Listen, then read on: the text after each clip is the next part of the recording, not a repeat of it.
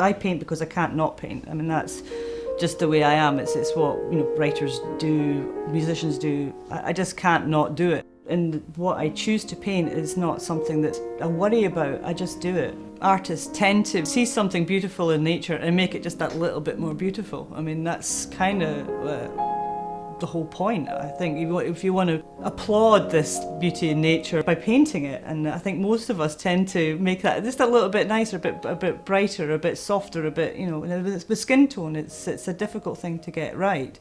Because also you've got to think about the muscles underneath the skeleton, everything that makes a body work. And you have to get all those things right for it to actually be convincing. But at the same time, you want it to look like an expression of something and not a slavish copy of it.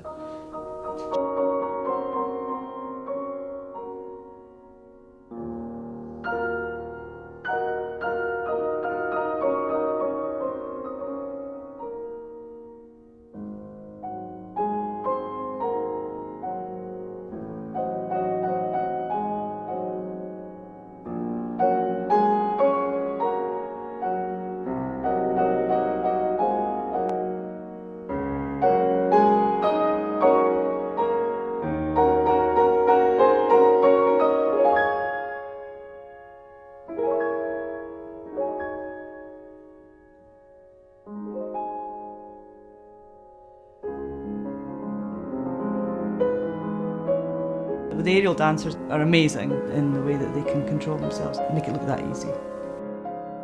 A nude model could have strength, but strength in character necessarily, or a pose. With dancers, it's physical strength, but it's also having that physical strength to look effortless and elegant and womanly, and not just brute strength, which is what they need to do it. That's really interesting to me.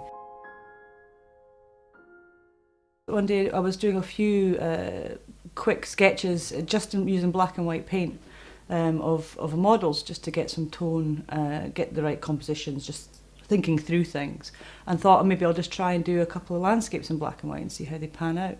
And I think it works because Scotland quite often doesn't have a lot of colour in it. If there's a lot of mist and a lot of weather, it can take on a slightly black and white feel to it, which appeals to me. It gives a lot of atmosphere.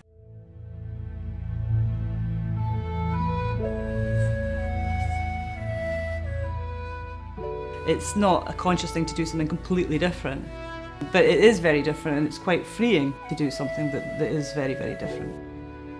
I have done paintings of Ireland, but to be honest, my heart really does feel a bit more engaged in it when I'm doing Scotland. It's not a nationalist thing at all, it's just that's what I know, and that's where we go on holiday as a family.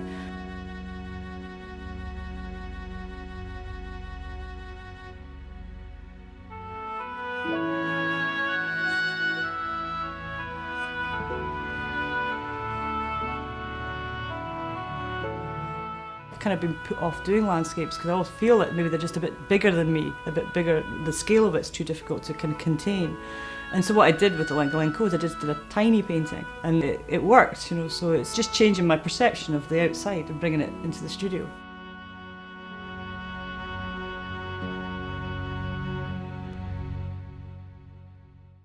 There is a natural progression from the figurative work I started with to going into the kimono. I was painting monochromatic paintings and I wanted to introduce colour, so I ended up buying a sari, and that brought in the colour. And from there I really enjoyed the pattern and the challenges that threw up. So the natural progression for that was to get something a bit more patterned, a bit more colourful, and that's when I bought my first kimono.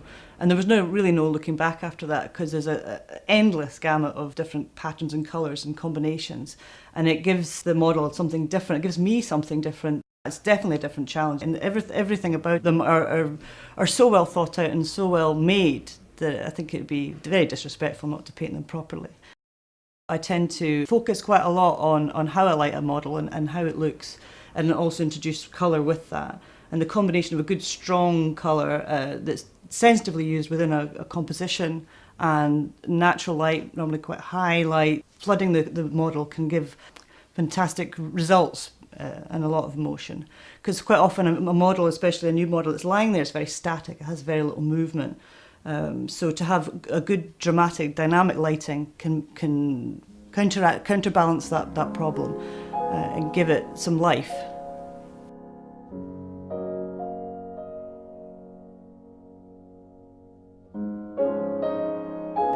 I'm really using the kimono as a tool to create colour and pattern. And because ultimately I just love them, I think they're beautiful things, and it's as simple as that. I think there's no shame in painting something just for the sake of it being absolutely beautiful.